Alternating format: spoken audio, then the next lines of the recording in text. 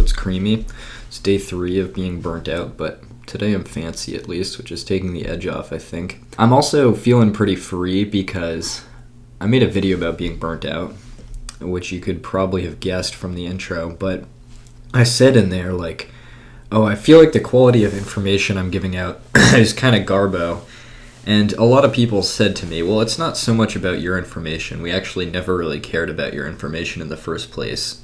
We're more here for your unique perspective and relatable personality, which is great because it means I don't really have to deliver any quality information, which means I don't really have to package videos coherently at all anymore. I can just kind of say what I want. The danger with that is I might end up repeating stuff if I forget what I've put in a video, but I don't know. It is like kind of ridiculous that people package little videos into like little mini lessons, you know? It's like, I guess YouTube is designed to just like have a thumbnail and that's like what you click on.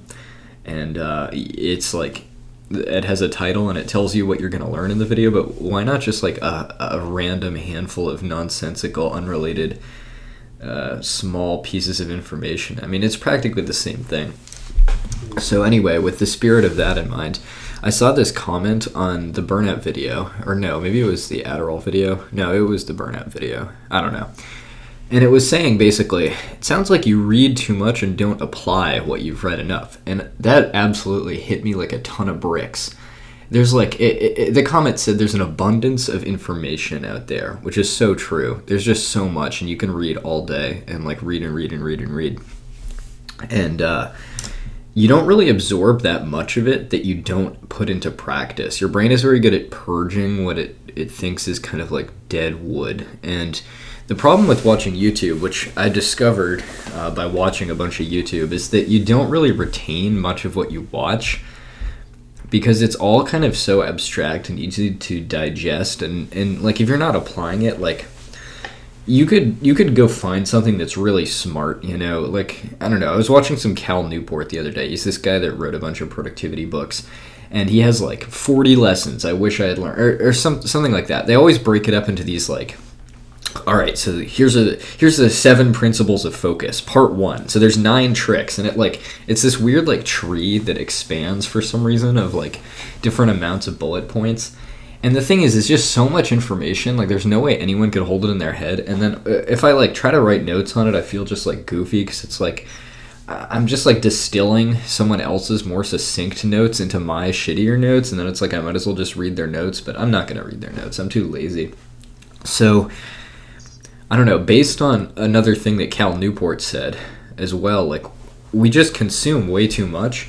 And if you like drip fed yourself a book, it would be way more effective at making you actually change your perspective and learn stuff than like reading the whole book in one go. You know, if you wanted to really, like for instance, the charisma myth, which I was reading to like understand charisma, I just kind of listened to that like 4 hours a day. I just like breezed through it, which I tend to do with audiobooks. And I really didn't pick up very much.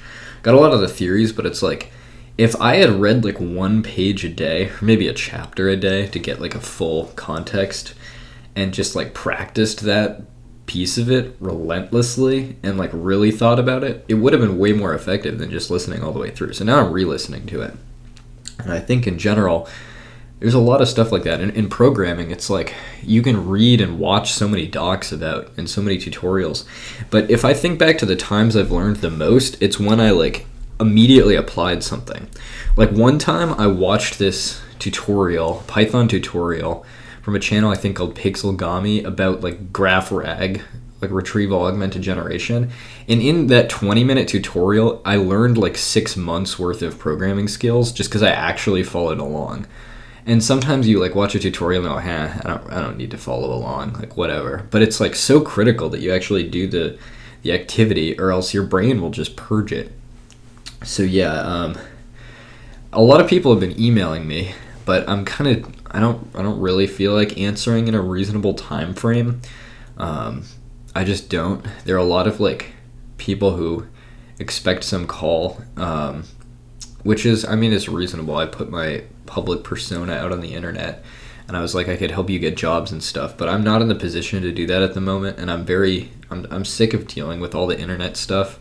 So I'll get back to you in like 4 to 8 months to years if you emailed me. Just saying that in case you have like plans that are pivotal on me. Like, if you're relying on me for your livelihood, probably don't do that. I mean, that's... The other day I saw this guy, and there's like a lot of drug addicts in Burlington, and he was like calling someone. He looked like he was on meth or something.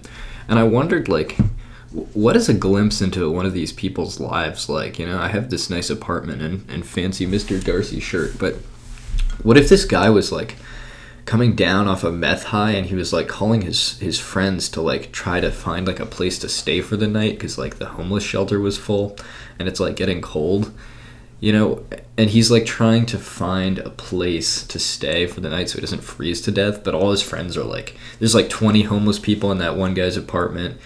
He's like calling his drug dealer to see if he can sleep on his couch, but the drug dealer's like, hell no, man. You know, like, that's what, that kind of character, trying to rely on other people, is what you are if you're trying to rely on me for a job, even though I said I'd give you a job, so don't rely on me.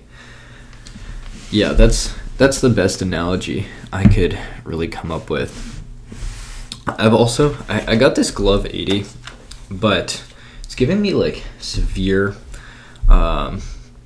burnout, like fatigue to try to, so I can type on this, I like practice typing on it a bunch, but you have to remap these things to make them remotely useful. They just kind of suck normally, according to a lot of people. And so I was reading this blog post by some guy who's been programming for eons, and he has like a Vim dedicated layout that's like super awesome. But the thing is, like, learning like a different shaped keyboard is one thing, but then you have to learn all the different layers of another keyboard. Like if you have like a symbol layer and a number layer and then like a functions layer, it's like, it's hard to just take someone else's entire configuration and just like learn it. It's much easier to like build up your configuration little by little, but the configurator for this, like, you need to log in and I have to figure out how to flash the firmware, and it's like just so much work, and I don't know, it's like 20 stages of work for like slightly faster typing. Yeah, I started thinking about things like too far zoomed out, and then I'm like, well, why is it even worth it to type slightly faster? But the thing is, if you take that and you stretch it to its logical end, it's like, why is it even worth it to do anything at all? Which is unfortunate, but you can't think like that or else nothing ever gets done.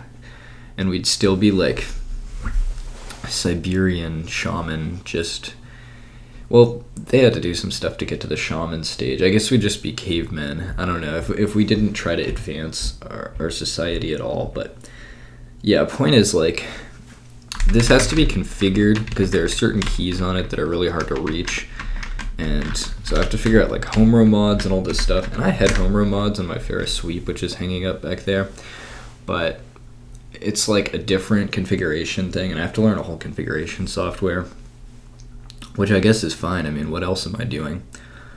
Working on this board game, but there's a lot to go in the board game too. It turns out it's quite actually really hard to design board games because it's you're kind of creating an illusion of decisions and stuff. There's a whole art to it. It's actually pretty complicated, and yeah, I've been using types to lay stuff out, so it's mostly been visual programming, but yeah, the actual design of the rules is really tough because you need to like fit it all together to have it play testable.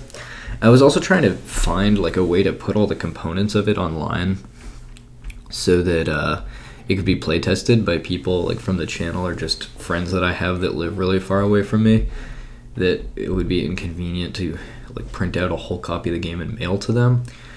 But the thing is, it's like there's a bunch of different software like Tabletop Simulator, but that costs money, and then there's a bunch of like shitty web apps that people have made, but like the interface isn't great because I have to upload like 300 different separate cards, and then it's like, oh god, it's just so much like clicking and it's hard to automate. And then it's like, well, I could make my own that has like a batch uploader and then host it, but that's like a lot of work in itself. It's just like everything good takes a ton of work, which is unfortunate. Like, why can't I just have like tons of money and all material goods and huge critical acclaim and stuff for like no effort.